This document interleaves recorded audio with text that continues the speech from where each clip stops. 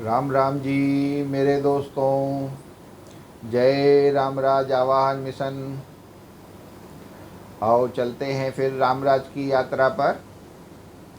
और आज रामराज का विषय है आत्मा के भिन्न भिन्न प्रकार, जो हमारी रामपन की बुक पार्ट 14 के पेज नंबर 20 पे लिखा है।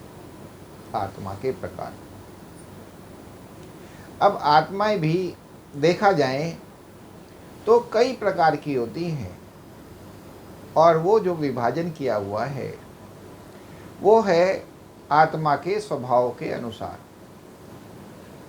आत्मा मतलब अवचेतन मन, जो अंदर से जोर मारता है, जो अंदरूनी स्वभाव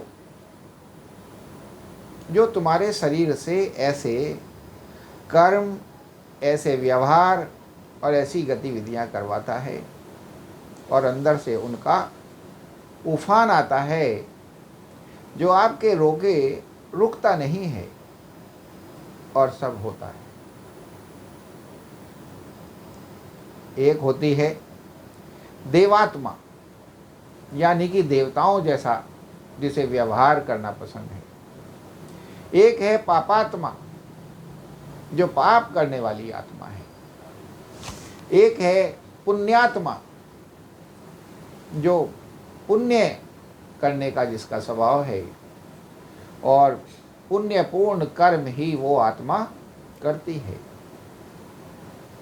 फिर है धर्मात्मा, धर्म पर चलने वाली आत्मा।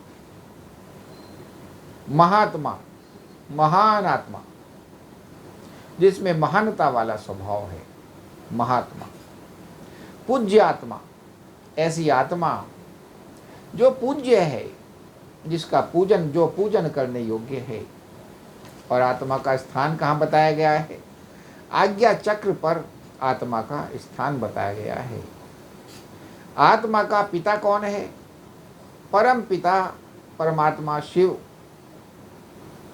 परमात्मा, जो इस सृष्टि का रचयिता है, जो इस सृष्टि का पालनहार है, जिसके इशारों पर यह सृष्टि चलती है, वो परमात्मा आत्मा का पिता है। माता पिता तुम हम बालक, तेरे तेरे संग थे सुख घनेरे। तो जैसे बालक होता है, जब माता पिता के साथ रहता है तो स्वयं को बड़ा सुखी महसूस करता रहता है, और जब अलग हो जाता है तो उसको याद कर कर के कहता रहता है कि जब हम अपने माता पिता के साथ थे तो कितने सुख थे, अब अकेले हो गए हैं तो सारी जिम्मेवारियां हमारे पर आकर पड़ गई हैं, और हम दुखों के जाल में गिर गए हैं। जब हम अपने माता पिता के साथ थे तो कितने सुख थे। अर्थात ये आत्मा का भी ऐसे ही है, जब ये अपने पिता परमात्मा के साथ होती है तो बड़ा सुख महसूस करती है। फिर परमात्मा के गुण भी बताए हैं, क्योंकि परमात्मा जो है गुणों के सागर हैं, गुणवान हैं, और अनंत गुण हैं, एक के बाद एक के बाद एक से एक नए नए। प्रेम का सागर वो हैं, दया का सागर वो हैं, शांति का सागर वो हैं, विनम्रता का सागर वो हैं, आनंद का सागर वो हैं, दिव्य ज्ञान का सागर वो हैं। दुआएं ही दुआएं दो, दुआएं ही दुआएं लो, दुआएं ही दो, दुआएं ही लो। और परमात्मा की पॉलिसी क्या है? न्यारे भी रहो और प्यारे भी रहो, न्यारे भी रहो और प्यारे भी रहो।